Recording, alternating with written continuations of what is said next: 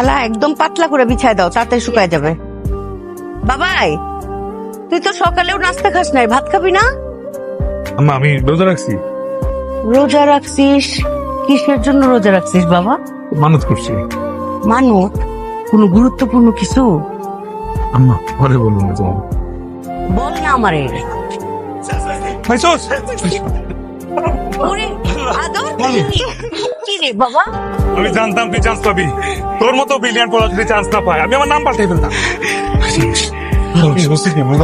ভাই এত খুশি, ঈদের ঈদের চাপ উঠছে নাকি? আব্বা ঈদের চা দিতে উঠছে। হ্যাঁ, তোমার ঘরে চাঁদ কপাল ছেলে আছে না, যাই করে তাতেই শোনা বলে। কি শোনা বলাইছে শুনি? আদর ঢাকার 1 নাম্বার প্রাইভেট ভার্সিটিতে চান্স পেয়েছে। কিন্তু তো সবাই চান্স পায় না, যে একবার পায় তো কপাল খুইলা যায়।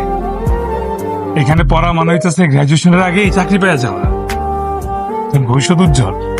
প্রাইভেট ইউনিভার্সিটি সে তো অনেক খরচ। একটু খরচ আছে বাবা, বেশি না, 10-12 লাখ টাকার মধ্যে হয়ে যাবে। 10-12 লাখ? হ্যাঁ, না না, এখানে পড়া দরকার নেই, থাক।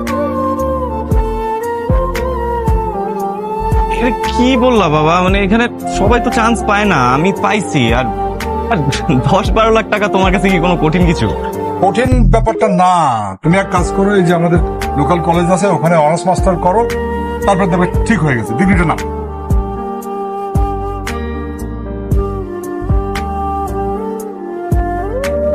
আমি ইউনিভার্সিটিতে পড়তে না পারলে আমি পড়াশোনা ছেড়ে দেবো।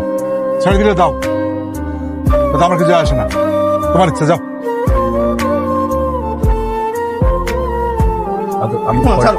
আমার কথা শোন ভাইয়া। শুনেন, সবাই চান্স পায় না। আপনার সন্তান চান্স পাইছে, এত শখ করছে, ওর শখটা পূরণ করবেন না? শখ পূরণ টূরণ ব্যাপার না, এরকম আলতু ফালতু শখ পূরণ করার জন্য আমি ব্যবসা করি না, এত টাকা কষ্ট করে উপার্জন করি না, বোঝো? দেখেন, কিসের জন্য তাহলে আপনি ব্যবসা করেন? কিসের জন্য তাহলে আপনি টাকা পয়সা উপার্জন করেন? ছেলে ভালো ইউনিভার্সিটিতে লেখাপড়া করবে, বড় চাকরি করবে, পরিবারের সুনাম হবে, এই জন্যই তো, তাই না? সুনাম বাড়বে কি দুর্নাম বাড়বে সেটা পরের ব্যাপার, তাই না? বাইরে যাবে একা একা, কোথায় থাকবে, কি করবে, কাদের সঙ্গে মিশবে, এত সহজে সিদ্ধান্ত নেওয়া যাবে না। এটা অনেক মান সম্মানের ব্যাপার আছে। আব্বা আপনার মনে আছে